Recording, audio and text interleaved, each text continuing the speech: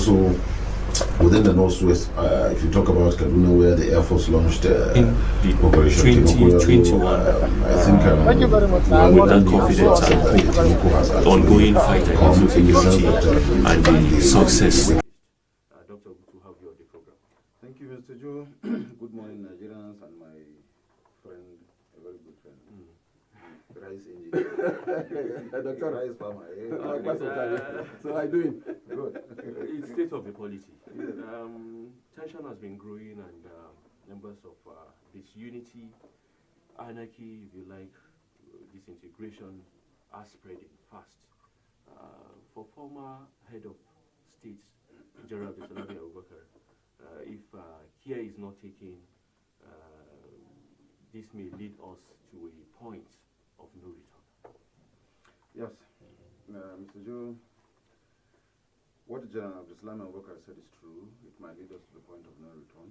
And then there are other prominent Nigerians that have also lent their voices on this very issue of insecurity, how it is being tackled, the way they feel it should be tackled, why, when, and then also bringing out the weaknesses of, if you like, government or security agencies, and the strength of BH, that is Boko Haram, the bandits, all put together, kidnappers, cattle rustlers, and then the general insecurity in the country. But also looking at that critically, before going deep, I would want to disagree with 2 or 3 things that I met my very good friend Engineer Idris discussing here. One of it is by saying that the word House of Fulani, I want to totally disagree with him that there's any word that looks like House of Fulani. There's nothing like House of Fulani. It is either a Fulani man or a Hausa man. But the word House of Fulani is just created just to, more like a cover-up, to give cover to certain maybe group of people, but there's nothing like House of Fulani. That's number one. Number 2, talking about President Muhammadu Buhari, like I met him mentioning, Muhammadu Buhari is a pure Fulani man.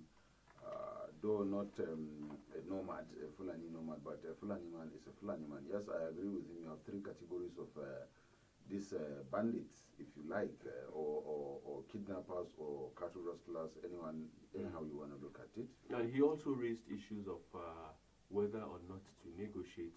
Yes, yes. Issue of Dr. Gumi and the rest. Dialogue. Yes, all together. I'm also going to reach there. Then I want also him to understand, not only him, because he's making analysis for the generality of Nigerians that are watching and listening to this program right now. In the history of Nigeria, up till now, there is never a time that a Hausa man become the president, either elected president or a military head of state that is purely a Hausa man. In the history of Nigeria, from the beginning of 1960, when we got independence till today, never has it happened that a Hausa man become the president or head of state in Nigeria. It is either a Fulani man or other tribes. And I challenge anybody to counter what I said. I repeat, there's no time that a pure Hausa man was a president or head of state from 1960 till today. They are either Fulanis or other tribes that has come. The North is the North. Well, the North is the North, but he's bringing out the issue of Hausa Fulani. I'm trying to clarify that we are not dividing, we are not saying that the North is not the North, but you also agree with me that the majority of the Northerners are Hausas. Pure Hausas, original Hausas, constitute the majority of Northerners, but yet there's never a time that a Hausa man become a president or head of state. And even if you check among all the leaders in Nigeria, from the emirs to the chiefs to those that occupy authority offices in authority, even at the national level, or even the state level, the governors, you find out that purely, you find out that 80% of them are either Fulanis or other tribes. You find maybe 10% of them now that are getting themselves somewhere, somehow, within the corridors of power that are original Hausa men. So, in terms of that, a Hausa man has been marginalized in Nigeria. That is by the way. Now, continuing with the issue of negotiation. Negotiation, there are 2 things to it. First, who are you negotiating with and why? if you take the Niger Delta militant, like he mentioned, the Niger Delta militants have a particular target. They also have constituted leadership. But these headsmen and, if you like, these bandits, let me use this word, they're not headsmen. These bandits do not really have a particular or centralized leadership. They move in clusters, and that clusters, they constitute themselves as clusters, as leaders. And disagreeing, this cluster is disagreeing with that one, this very one is disagreeing with that one. You can only negotiate where you have central authority, central command, where when one person speaks, all others accept that their leader has spoken, do this, they will do, and stop this, they will stop. That is the challenge. When the Awwal in Daudawa, that the guy that led the operation in Kankara boys, when he came out, he explained some of these things. And at the same time, there are those that before the Kankara boys the arrest, when the Katsina State Governor Masari granted amnesty, let me use this word, or pardon, or negotiated with these bandits and killers, at a certain level they came and submit their weapons, and whatever happened that time. But the same guys, with whatever they got as compensation or a way of palliative, like Idris presented, for them between the government and them, after dropping their guns, they went back and buy another set of guns and continued with what they are doing after pledging loyalty and then even swearing that they are not going to do it. So negotiating with these people as at this moment is not the way to go. Because, like I repeat... Doctor, just before you go ahead, I'm sure you're aware of the lamentations and the suggestion by the immediate past Chief of Army Staff when he appeared before the committee as screening as the non-career ambassador, and where he said fighting insecurity will take a longer time. 20 years, he said. Of course. We've also heard the federal government now suggesting plans of kinetic and non-kinetic issues. Like engineer is saying, for likes of Dr. Gumi, face-to-face interaction is saying it is time to try something different. Thank you very much for that. I was going to go to that, but you have assisted me by abracing me to it.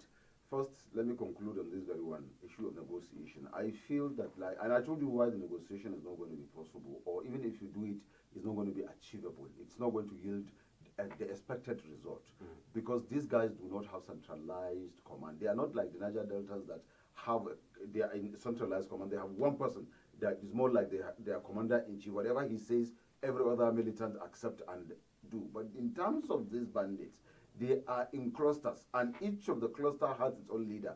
And the leader of this cluster is disagreeing with the leader of, let's say, cluster A leader is disagreeing with cluster B leader. Same with B is disagreeing with C is disagreeing with D, and like that, and like that, and like that. There is no cohesion, there is no cooperation, there is no teamwork among them. Everybody, each cluster is working independent of the other. So who are you negotiating with? In this kind of situation, you negotiate with people that are doing teamwork, that you bring either all of them or the leadership to discuss with the leadership, then the leadership present to you their requirement, and you look at it critically, agree with the ones you are going to agree with, disagree with the ones you are going to disagree, meet at the center, and something is being done, and at the end of it, you move on. But Dr. Gumi is asking for a blanket pardon for all of them. And there's a question you ask Engineer Idris that I'm going to answer that question. That what happens to the families of those that have been killed? Husbands, wives have lost their husband because they have been killed by this bandit. Children have lost their fathers. Amnesty will have to do with reintegration. Thank you. Children have lost their fathers because they have been killed by these bandits. Mothers have lost their sons because they have been killed by these bandits. Husbands have watched as their wives are being raped because by this bandit, and also properties were destroyed also by this bandit. Who are you going to negotiate with, or who are you giving the amnesty to? And if you do that, Doctor, there are faces of people they are talking with now. Yes, if you do that, I'm coming to that faces you are talking about. People that are talking with. When you do that, when you do that, then what happens to the families of those that have been killed? What do you think they will feel? And if you say you are going to give compensation, even if you give me money in the name you have compensated for the loss of either my son, my wife, my daughter, my father, or my mother, did you think I'm going to forget it? I will not forget. But that is life. As you are talking, I did not interfere. I was listening to you. So please let me do the talking. When it is your turn, you can talk. Now, who are you going to? You will have to, so that we can. Yes. Who are you? Who are you going to negotiate with? That is that, and you cannot give blanket pardon to people that have killed human beings. Now, talking of faces that you are talking, I agree that there's an attempt to ethnic cleansing, if you like, if that is the right word to use. Again, let me add, for some, it's all about 2023. I'm also getting there. There's this issue. If you take, let's take the last episode of the SASA market. It's all about regionalization and then ethnic disintegration or distrust or suspicion or whatever you want to call it, or drums of civil war or drums of 2023 who becomes the president. Whichever one you want to look at it, there's already an issue of ethnicity in Nigeria. In fact, it's not even an issue of religion if you look at it critically. It's now ethnicity and it is regionalization of things. I will give you an example. With the last issues of the SASA market, Lesha that took place, that took the lives of 151 northerners, let me be precise, and then lost up more than 70 open body trucks and another about 50 buses with, like I said, 151 loss of life, as well as raping and maiming and burning of markets and injuring a lot of people just because of an issue that can be settled where it happens as it happens. It's an issue that can be settled at the moment that the thing happens where it happens, and that is all about it. But it took the tone of killing, destruction, and what have you. And you have here regionalization, making claims, and what have you. We've just 2 days ago in Labour House, my own organization, in collaboration with the Amalgamated Union of Cattle Dealers of Nigeria, the Northern Traders, and then 75 different organizations coming together and make a declaration that we disagree with what is happening. In the #EndSARS protest, about 100 people were killed of northern extraction and vehicles and properties destroyed. It was a known thing, it's not a hidden thing. Every Nigerian saw it. The same thing happens in the SASA, and it is all centered on northerners. And we said, we come up to say this is enough, we can no longer tolerate this. But what we will not do is the same thing they did of killing, destruction. No, we will not. We will not retaliate. But we have our own way of getting back at them. And what we intend to do is we provide certain services from the north to the east and the southern part of Nigeria. And we intend to seize that services. And those services, the things that are being exported from this part of Nigeria to the other side of Nigeria will cease from a particular day. We have mentioned that day, and once that day comes, believe me, every organization is ready for it. We are all there. We've all agreed. It has been a meeting for a long time, from the time of #EndSARS to this very time. And also remember, I want you to know that we are not doing this because we are trying to create chaos or disintegration or problem in the country. We are trying to say, look, just like you think you are important, we are equally important. And because we are law-abiding citizens, what we did was to reach out to everybody that need to know that this thing has happened, though the authority are aware, but we reach out to them. First, the president himself, all the security apparatus from the NSA, to the Minister of Defense, to the Minister of Interior, to IG, to DSS, to Civil Defense, to Chief of Staff to the President, to Secretary to the Government, 19 Northern governors, 19 House of Assembly speakers, all chairmen of Northern Traditional Council, the chairman of Northern Traditional Council himself, the chairman of Northern Governors, the chairman of 19 state parliament, all stakeholders that needed to know, the German the United Nations, American Parliament, as well as British Parliament. We've reached all these people first to tell them this is what is going on and this is wrong. Please let the needful be done. And we, as at the first time, we say we are giving you 21 days within which we hope you are going to do something so that this thing will stop. 21 days come and pass. Another 10 days come and pass. We didn't hear anything before we converge for the press conference and we addressed Nigerians and we told them what we intend to do, and believe me, we are going to do it. But we also call their attention to make them understand that we are peaceful, we are law-abiding, and what is going on right now is not right. Why? Because, one, the number of Yoruba and the Igbos that are residing in Kaduna and Kano State alone, if you put the total number of northerners that reside in the whole of Southwest and Southeast and even South-South, if you put the whole of the number, only the number